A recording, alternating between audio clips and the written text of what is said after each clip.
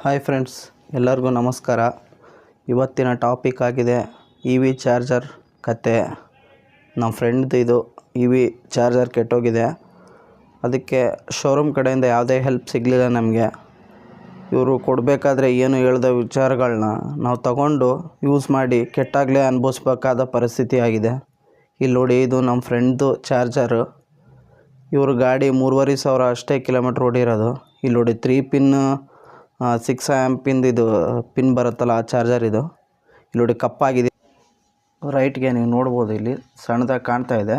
ಇನ್ನು ಚಾರ್ಜರ್ ಕೊಡಬೇಕಾದ್ರೆ ಇದು ಓವರ್ ಹೀಟು ಹಾಗೂ ಓವರ್ ಕರೆಂಟು ಬಂದರೆ ಟ್ರಿಪ್ ಆಗುತ್ತೆ ಅಂತ ಹೇಳಿದರು. ಆದರೆ ಇದರಿಂದ ನಮಗೇನು ಉಪಯೋಗನೇ ಆಗಿಲ್ಲ ಇನ್ನು ಫ್ಯೂಸ್ ಅದೂ ಕೂಡ ಟ್ರಿಪ್ ಆಗಿಲ್ಲ. ಹೀಟ್ ಆದಾಗ ಇದಾದರೂ ಟ್ರಿಪ್ ಆಗಬೇಕಾ? ಅದೂ ಆಗಿಲ್ಲ. ಇದು ಸುಟ್ಟು ಸ್ಮೆಲ್ ಬರ್ತಾಯಿದೆ ಅಂತ ಮಕ್ಕಳು ಹೇಳಿದಾಗ, ಮನೆಯವರೆಲ್ಲ ಹೇಳಿದಾಗ, ನಾವು ಬಂದು ನೋಡಿದಾಗ ಅದು ಹೀಟ್ ಆಗಿಬಿಟ್ಟು ಹೋಗಿತ್ತಂತ ಹೇಳಿದ್ರು ನಮ್ಮ ಸ್ನೇಹಿತರು. ಮತ್ತು ಈ ವ್ಯಾರಂಟಿ ಯಾವ ಥರ ಅಂದರೆ, ಈ ಬಾಕ್ಸ್ ಇದೆಯಲ್ಲ, ಈ ಬಾಕ್ಸಿಗೆ ಅಷ್ಟೇ ಅಂತೆ, ಮತ್ತು ಈ ವಯರ್ಗೆ ಅಷ್ಟೇ ಅಂತೆ, ಈ ಪಿನ್ಗಿಲ್ಲ ಅಂತೆ. ನಾವು ಅಡ್ಜಸ್ಟ್ ಮಾಡ್ತೀವಲ್ಲ, ಈ ಪಿನ್ ಹೋದರೆ ಕೊಡ್ತಾರಂತೆ. ನಮಗೇನಿದು 3 ಪಿನ್ 6 ಆ್ಯಂಪ್ಸಿಂದ ಅದು ಕೊಡಲ್ಲ ಅಂತೆ. ಅದೆಲ್ಲ ನಮ್ಮ ಒಂದು ಕೈಯಿಂದ ಕೆಟ್ಟಿರೋದಂತ ಹೇಳ್ತಾರೆ. ಬಟ್ ಫ್ಯೂಸ್ ಕೊಟ್ಟಿದ್ದಾರೆ ಅಂತ ಹೇಳೋರು ಫ್ಯೂಸೇ ವರ್ಕ್ ಆಗಿಲ್ಲಲ್ಲ. ಮತ್ತು ಇದನ್ನು ಕಂಪ್ನಿಯವರು ಸ್ವಲ್ಪ ಕಸ್ಟಮರ್ ಮನೆಯಲ್ಲಿ ಅರ್ಥಿಂಗ್ ಇಲ್ಲಾಂದರೆ ಅದು ಆನ್ ಆಗೋಕ್ಕೆ ಹೋಗ್ಬಾರ್ದು. ಆ ಥರ ಒಂದು ಮಾಡಿಕೊಡಿ. ಯಾಕಂದರೆ 15,000 ಚಾರ್ಜರ್ ಇವಾಗ ನಾವು ಪರ್ಚೇಸ್ ಮಾಡಬೇಕಾದ್ರೆ ಏನೋ ಅಮೌಂಟ್ ಸೇವ್ ಮಾಡೋಣ ಅಂತ ತೊಗೊಂಡು ಒಂದೇ ಸಲ 3,500 ಕಿಲೋಮೀಟ್ರ್ ರನ್ ಆಗಿದೆ. ಪೆಟ್ರೋಲ್ ವೆಹಿಕಲ್ಗೆ 6,000 ಹೋಗೋದು. ಇವಾಗ ಇದು 15,000 ಚಾರ್ಜರ್ಗೆ ಇಡಬೇಕಂದ್ರೆ ತುಂಬ ಕಷ್ಟ ಆಗುತ್ತೆ. ಇದಕ್ಕೊಂದು ಸೊಲ್ಯೂಷನ್ ಕಂಪ್ನಿಯವ್ರು ಏನಾದರೂ ಮಾಡಿ, ಅರ್ಥಿಂಗ್ ಇಲ್ಲ, ಅದು ಇಲ್ಲ, ಇದಿಲ್ಲ ಅಂತ ಹೇಳೋ ಬದಲು ನೀವುಗಳು ಅರ್ಥಿಂಗ್ ಇಲ್ಲ ಅಂದರೆ ಚಾಲು ಆಗೋದೇ ಬೇಡ, ಅದು ಚಾರ್ಜರ್ ಆಗೋದೇ ಬೇಡ. ಯಾಕಂದರೆ ಅವಾಗ ಗೊತ್ತಾಗುತ್ತೆ, ಅರ್ಥಿಂಗ್ ಆದರೂ ಮಾಡಿಸ್ಕೊತಾರೆ. ಆದರೂ ನಮ್ಮ ಫ್ರೆಂಡ್ ಮನೆಯಲ್ಲಿ ಅರ್ಥಿಂಗ್ ಇದೆ. ಅವರು ಸಿಟಿಯಲ್ಲೇ ವಾಸ ಮಾಡೋದು. ಅವ್ರ ಮನೆಗೆ ಅರ್ಥಿಂಗೂ ಇದೆ, ಕರೆಂಟು ಕೂಡ ಕರೆಕ್ಟಾಗೇ ಬರುತ್ತೆ. 230 ವೋಲ್ಟ್ಸೇ ಬರೋದು. ಯಾವುದೇ ಪ್ರಾಬ್ಲಮ್ ಇಲ್ಲ, ಹೆಚ್ಚು ಕಮ್ಮಿನೂ ಇಲ್ಲ. ಈಗ ಸರ್ವಿಸ್ ಸೆಂಟ್ರಿಗೆ ಹೋಗಿ ಮಾತಾಡಿದ್ರೆ ನಾವು ಮೇಲಿನವ್ರಿಗೆ ತಿಳಿಸ್ತೀವಿ ಸರ್, ಈ ಥರ ಭಾಳ ವೆಹಿಕಲ್ಗಳಿಗೆ ಆಗ್ತಾಯಿದೆ ಅಂತ ಹೇಳ್ತೀನಿ ಅಂತ ಹೇಳಿದ್ರು. ಬಟ್ ಮುಂದೆ ಏನು ಇದ್ರದ್ದು ಆಪ್ಷನ್ ನಮಗೇನು ಮಾಡಿಕೊಡ್ತಾರಂತ ಇನ್ನೂ ಕನ್ಫರ್ಮ್ ಆಗಿ ಹೇಳಿಲ್ಲ.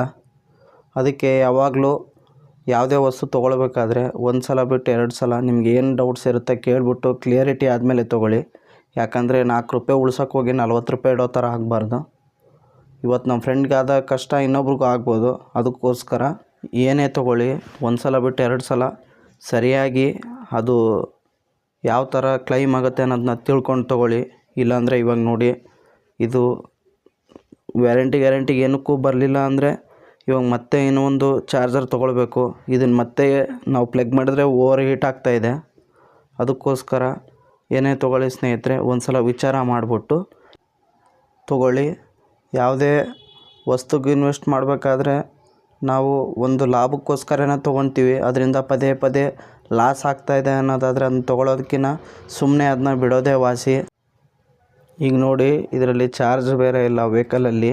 ಇವಾಗ ನಮ್ಮ ಚಾರ್ಜರ್ ಕೊಟ್ಬಿಟ್ಟು ನಾನು ವೆಹಿಕಲ್ಗೆ ಚಾರ್ಜ್ ಮಾಡಿಸ್ತಾಯಿದ್ದೀನಿ. ಅದಕ್ಕೆ ಇ ವಿ ತೊಗೊಳೋಕ್ಕಿಂತ ಮೊದಲಿಗೆ ಒಂದು ಸಲ ಭಾಳ ಎಚ್ಚರಿಕೆಯಿಂದ ನೋಡಿ ತೊಗೊಳ್ಳಿ. ಇನ್ನು ಈಗ ಮೊದಲನೇ ಸ್ಟೆಪ್ ಅಂತ ಹೇಳ್ಬೋದು ಇ ವಿ ಸೆಕ್ಟರ್ಸ್ಗಳಲ್ಲಿ. ಇನ್ನು ಮುಂದೆ ಕಾಂಪಿಟೇಷನ್ ಬಂದಾಗಲೇ ಇವಕ್ಕೆಲ್ಲ ಕಡಿವಾಣ ಬೀಳೋದಂತ ನನ್ನದೊಂದು ಅಭಿಪ್ರಾಯ. ನೋಡಿ, ನಿಮ್ಮ ಒಂದು ಓನ್ ಯೂಸಿಗೆ ತೊಗೊಳ್ತಾ ಇರ್ಬೋದು, ಅಥವಾ ಬೇರೆ ಯಾವುದೋ ರನ್ಗೆ ತೊಗೊತಾ ಇರ್ಬೋದು. ಒಂದು ಸಲ ವಿಚಾರ ಮಾಡಿಬಿಟ್ಟೇ ತೊಗೊಳ್ಳಿ. ಯಾಕಂದರೆ ನಾವು ಕೊಡೋ ದುಡ್ಡಿಗೆ ಮೋಸ ಆಗೋದಕ್ಕಿಂತ ಸುಮ್ಮನೆ ಬಿಡೋದೇ ವಾಸಿ. ನೀವು ಯೂಟ್ಯೂಬು ಅಲ್ಲಿ ಇಲ್ಲಿ ನೋಡಿ ಎಲ್ಲ ಕಡೆಯಿಂದ ತನಿಖೆ ಮಾಡಿನೇ ತೊಗೊಳ್ಳಿ. ಯಾಕಂದರೆ ದುಡ್ಡು ಸುಮ್ಮನೆ ಬರೋಲ್ಲ. ನಾವು ಉಳ್ಸೋಕೆ ಹೋಗಿ ಕಳ್ಕೊಳೋದು ಜಾಸ್ತಿ ಮಾಡ್ಕೊಳೋದು ಬೇಡ. ಥ್ಯಾಂಕ್ ಯು ಎಲ್ಲರಿಗೂ. ಹಾಗೂ ನಮ್ಮ ಯೂಟ್ಯೂಬ್ ಚಾನಲ್ನ ಸಬ್ಸ್ಕ್ರೈಬ್ ಮಾಡಿಕೊಂಡು ಸಪೋರ್ಟ್ ಮಾಡಿ ಫ್ರೆಂಡ್ಸ್. ಧನ್ಯವಾದಗಳು.